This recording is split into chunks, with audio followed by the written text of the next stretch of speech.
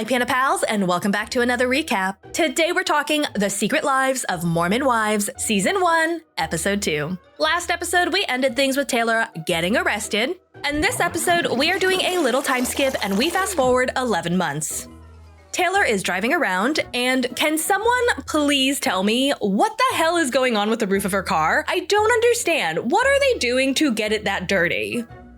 Anyway, Taylor is definitely going through her character development era because first there was the whole swinging scandal, then she got a divorce, then she got into a relationship plagued with trust issues, then she got arrested and then charged with aggravated assault with 3 years of probation, and now Girly is pregnant again.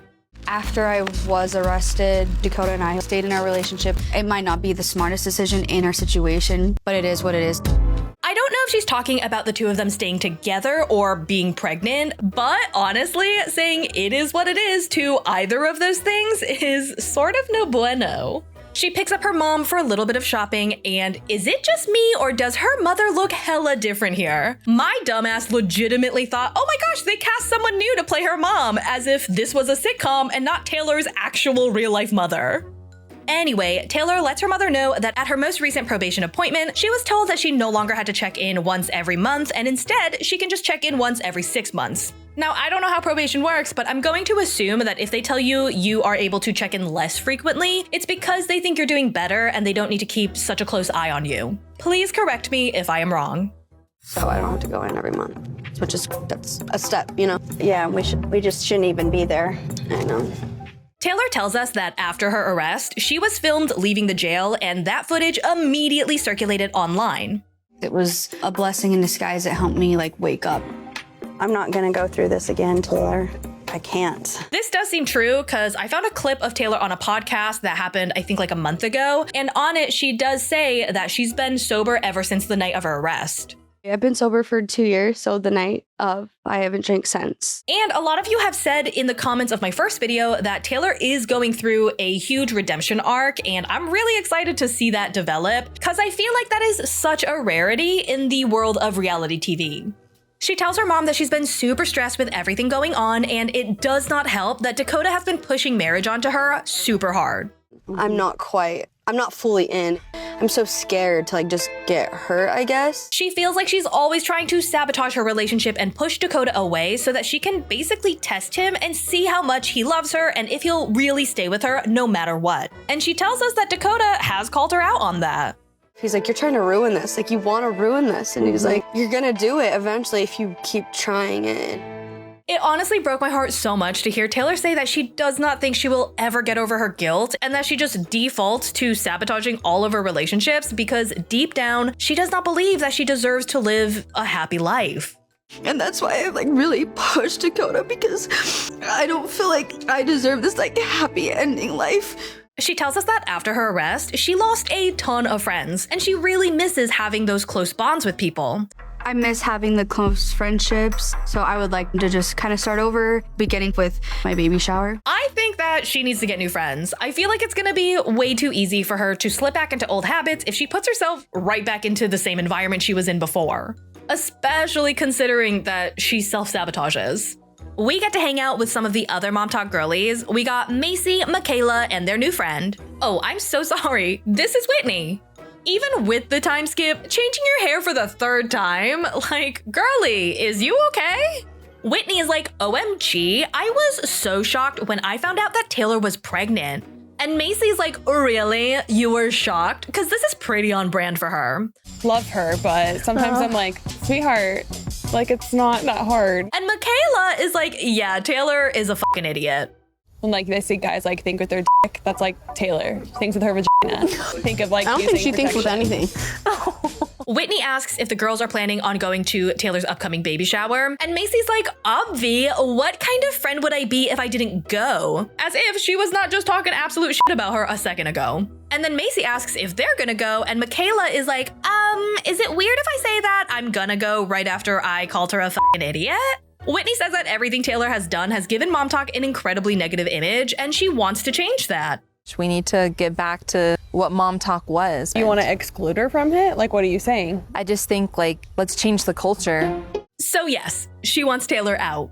Whitney points out that when the swinging scandal happened, they got a ton of heat for it, but it was definitely an any kind of publicity is good publicity kind of situation. But ever since Taylor went to jail, it's been completely different. People no longer want to associate themselves with Momtok at all.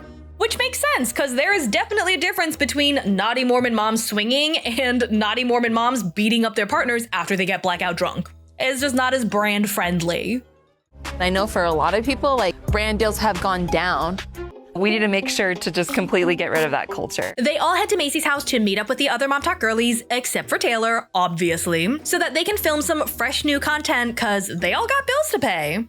Make me the biggest star the world has ever known. I know you don't want to make a TikTok, but we've got to pay the bills. I mean, who else is going to pay the bills, right? So turns out, all of these women are the breadwinners in their household. Who is currently the breadwinner at home? Oh, all of us. Really? Yeah. We all are. Oh, the irony. Macy tells us that she has only had 3 brand deals for months, and Demi says she's only had 1. If you are the breadwinner of the family and your income is basically only brand deals, it's gotta be super stressful when that well dries up overnight because of something stupid someone else did that had nothing to do with you. I understand why a lot of these women are not super thrilled with Taylor right now. Like, if this was a group project, Taylor is the dog that ate that USB drive the morning of the presentation. Whitney brings up that she did get a pretty lucrative offer from this one brand, and she wants their opinions because the money is super good, but it might not be the most Mormon friendly. Pleasure toys for days. Whitney Levitt, from spreading the good word door to door to spreading the word about vibrators. The girls all act so shocked, like they have never seen a battery-operated boyfriend before, and Macy is like, oh my god, what is that, a microphone? And I'm like, girlie, you told us that your husband never initiates sexy time, and neither do you. So do not sit there and act like you and that microphone are not the best of friends. So for this brand deal, all Whitney has to do is take a cute little picture posing with one of the toys and then just post it on her Instagram. And they are paying her $20,000 for that post. Holy moly, I am doing life completely wrong. Oh my god, I need to figure out a way to sell out super fast. The group is pretty divided on this one. Demi and Layla are all for it. They're like, dude, there's nothing wrong with promoting a couple of coochie caressers. And Jen is like, no, I would only do it for like 100 grand. 20 grand is not enough. I wish I was in a place where I could just turn down $20,000 because it's not enough for a photo of me holding a vibrating piece of silicone. Sex has been such a taboo topic. If we're trying to break the mold and modernize, that starts with us. Yeah. Demi mentions that since there is so much shame and lack of knowledge around that topic, she doesn't think a lot of women even finish. I would die. Yep. Never in my life. Leave this. I'm like scared. Take this home with you. Layla is 22 years old. She was married at 19 for 3 years before getting divorced. And not only has she never finished with her partner, she has never finished, period. Layla tells us that she joined the Mormon church because all of her friends in high school were Mormon and she was getting FOMO. Jen tells her to play with herself for herself, and then they all joke that the moment Layla gets to touch the gates of heaven, she is going to be like a teenage boy. Sex is taboo, but then the second you get married, you're supposed to be this like porn star for your husband. We know who the real porn star is for their husband. Then we get to formally meet Jen, and she's 24, she's married to a guy named Zach, and she tells us that Zach is actually second cousins with Ben Affleck, and that she is the very first Jen Affleck. The internet says that this is not true, so do with that information what you will. Jen says that she's always been very comfortable with her sexuality, despite being a super conservative Mormon who has always followed all of the rules. The group mentions all of her very scandalous nudes that she's sent her husband, that she has shown them all, and Demi even says that one of those photos inspired her to send this photo of her full spread eagle to her own husband. I want to see. What's your... There she is in all her glory. I am so happy for them that they are able to be so comfortable with each other, but oh my god, I would never, ever want to see a photo of my friend's kitty meow meows. Ever. Taylor is back at home and her mom and her dad come over and she sits them down and tells them that Dakota is officially moving in with her today. They are not super pleased because they don't think that she should be moving in with a guy that she is not married to. I'm not supportive of it. Why do you have to rush it? Because we're having a baby. I know, but that doesn't matter. Then her mom says something that I think is wild. She says that Dakota should not move in despite being the father of the baby that Taylor is about to pop out in 2 months. And she tells Taylor that she should raise the baby by herself because that is the choice she made when she decided to get pregnant. In our religion, marriage is like essential to have that partnership. I mean, the way I see it, they are working towards marriage. Taylor just has a lot of trauma from her first marriage, right? The one that her parents essentially forced her to go into right after high school. But she's going to therapy and she's working on it. I think that if her and Dakota are in a good place in their relationship and Dakota is not an absolute trash bag of a human being, I really don't see how her parents would be okay with Taylor being a single mother when she doesn't have to be. The church teaches that we shouldn't live with a partner outside of marriage. I think the situation is just a little bit more complex than that because they already have a baby on the way. I just don't think that following the rules should come at the expense of the well-being of the child. You want to give yourself time before you marry someone for the rest of your life. Again, you know, like, it's my second marriage, so it's like I'm scared. Again, you shouldn't have got pregnant. This whole conversation was really frustrating for me to watch because I do understand why her parents are upset and disappointed, but the baby is coming in 2 months. It's time to get on board. The baby has done nothing wrong. It did not ask to be here, but it is coming, so be nice. Dakota arrives with his stuff and he's got a great organization situation going on here. Taylor goes to help him with his boxes and her parents stay seated, not giving a shit about helping. So first of all, you knock up my daughter. Oh my gosh. As if Taylor is a 16-year-old child in high school and not 1 year away from turning 30 with 2 kids. So, moving in. You know, I do wish Dakota had not greeted her parents as if he was in that commercial where everyone's like, "What's up?" Hello? What's up? What's up? Dakota eventually puts on his serious pants and he tells her parents that he would have loved to do things the traditional way, but things turned out the way that they did, and all that matters is he really wants to be here to help Taylor. This is everything I've ever wanted in my future. I wanted someone in the church to marry again, and he wanted the same. So last episode, Taylor did say she did not want to get married in the church, but this episode, she did say that after the arrest, her priorities changed a lot and she actually ended up recommitting to her faith. This definitely scored some points with her mom, but I don't think it was enough. It's a new day and Taylor meets up with Macy to buy some things for her upcoming baby shower. I just really want this baby shower to be perfect, and I just really need my support system back, so I just hope all my friends come and show up for me. Taylor confides in Macy, saying that she's super nervous about her baby shower because she's really scared to see everyone. And Whitney is like, yeah, you know, when everything happened, I felt so bad for you because everyone was just like shitting all over you. Do you remember that? Do you remember when, you know, everyone was shitting all over you? I would hate to be in her position, even if I effed up and everyone's like, F you, Taylor. I'm like, you know, it might not be the best time to rehash that time when all of her friends were telling her that she sucks. those who love and support you will be there. We don't have time for fake friends. I know. Okay, well, at least she finished strong with some encouraging and supportive words. Macy goes on to say that Taylor has taken accountability for everything that happened that led up to her arrest, and Dakota gets to just play the little angel sent from heaven to save her when that is so far from the truth. I worry because of like what I've seen him say to you. Okay, so I was pretty team Dakota, and now I feel like I'm about to hate him. So apparently a while back, Taylor and Macy went to this event, and at that event, they ran into Taylor's ex. And when Dakota found out, he lost his absolute mind. He basically was saying like, F you, you're a nothing slut. She doesn't deserve that. He's not treated you the way you should be treated. To be fair, neither of them have been treating each other well at all. Taylor reassures her that things have been a lot better since both of them have been a lot less toxic. Macy does not believe this. Taylor definitely hasn't confided in me as much since she got pregnant, which I knew eventually would happen. That's what usually does happen in those toxic relationships. She tells us that 2 weeks before she announced her pregnancy, she was calling Macy up telling her that she wanted to get out of this relationship, but she just didn't know how. So I always check in because I'm like, I want you to know you can like talk to me. And I think that's why I always like defend you. Oh, was that what that was? When you told everyone that you weren't surprised she was pregnant because she only thinks with her cooter? That was you defending her? I feel like Macy checks in with Taylor to make sure that she is still a mess. And I feel like if Taylor did end up getting better and start to thrive, that Macy will be happy for her, but there will be a part of her deep down inside that's a little upset about it.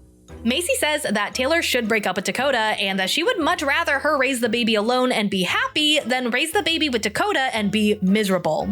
Now we pivot to Whitney, who is at her mother's house, and she asks her about her potential brand deal. Her mother is not on board at all. Her little sister agrees with her mother. Do you feel like that matches your platform though? Because you're all like, oh my god, kids, homemaking, yeah, brainer. And her mom says that she doesn't think that people should be using sexy toys even when they are single and alone. Whitney tells us that in the Book of Mormon, there is a verse that says sexual sin is the same as murder in terms of spiritual consequence. So when she was younger, she did not want to touch that topic with anyone in any capacity, and that ultimately resulted in her not being able to openly communicate about it with her husband for a very long time. My wedding night should have come from a horror movie. That was a horrible, horrible night. She does not want to perpetuate the negative stigma surrounding schmecks, so she tells her mother she is going to accept that brand deal, and she's going to champion the movement of Mormon mommies getting their rocks off on their own. Now we join Whitney and Layla, and they're with their kids at a salt cave. Now, I've never heard of a salt cave before, but apparently it is a room where there's salt on the floor, the walls have salt in them, the air is infused with salt, and it's supposedly good for your respiratory system. Layla asks Whitney what she's planning on wearing to the baby shower, and Whitney is like, I don't know if I'm gonna go. Why? I don't have that kind of relationship with her. We've cultivated this relationship online, but we don't have one in real life. And I don't even think she'd care. She goes on to say that her relationship with Taylor has always just been Taylor taken, and never reciprocating. So she doesn't really see a reason to keep perpetuating this fake friendship that does not benefit her in any way. Online, it looks like we're all the bestest of friends. It's like, but we're not. All she cares about is herself. I genuinely feel that way. Layla tells us that this attitude is honestly very on brand for Whitney because Whitney hates confrontation, so anytime there is tension in one of her relationships, she does the absolute most to avoid it and run away. I'm not really sure why Whitney would consider not going. One of the purposes of our group is that we come together and we support each other. Whitney continues to say that she hates how every single time she is in the same room with Taylor, Taylor has just got to be making a TikTok where she puts herself on a pedestal as the queen bee and everyone around her just kisses her ass. I don't trust her. I don't feel safe around her. I don't want anything to do with her, and I think that's fine. It's baby shower day and everyone arrives. Well, everyone except Whitney. The girls who did show up rally around Taylor. Macy says that despite not liking Dakota, she's gonna be here to support Taylor and her baby. Jen says that she is here to support Taylor no matter what her journey looks like. And Demi says that she has supported Taylor through all of her ups and downs, and she does not intend to stop. I just feel like he's gonna be such a sweet dad. He is. He's gonna be really cute. What was that? Nothing. Macy's like, oh my gosh, nothing.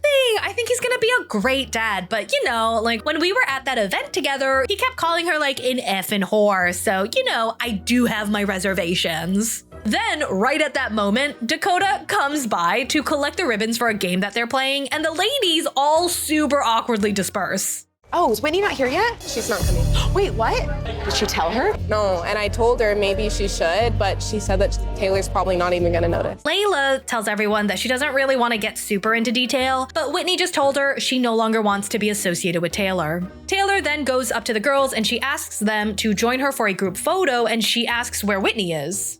Where's Whitney? Oh, yeah. I don't know if she's coming. What do you mean? Yeah. Honestly, think Why isn't she coming? And poor little Layla here has to tell her that Whitney isn't coming because she doesn't think of Taylor as a friend, so she really didn't feel any obligation to show up.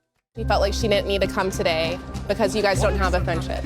Oh, well, that's news to me. Taylor tells her mom that Whitney isn't coming, and her mom steps out of the room and gives Whitney a call to ask her what the hell's going on. What is going on? I think that's more of a conversation between me and Taylor.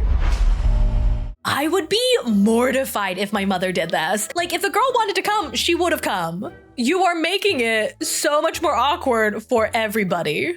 And that, my Panda Pals, is all I have for you today. I need so much more information. Like, I need to know more about Dakota. Like, is he a trash bag of a human being? Am I supposed to hate him? I don't know. Will somebody please tell me?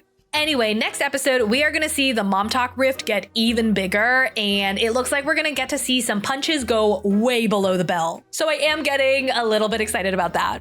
I hope you enjoyed the recap, and if you are not subscribed yet, go ahead, click that subscribe button, give this video a big thumbs up, and let me know down in the comments what you thought of this episode. I hope to see you for the next one, and as always, thanks for not letting me ride this train wreck alone. Bye!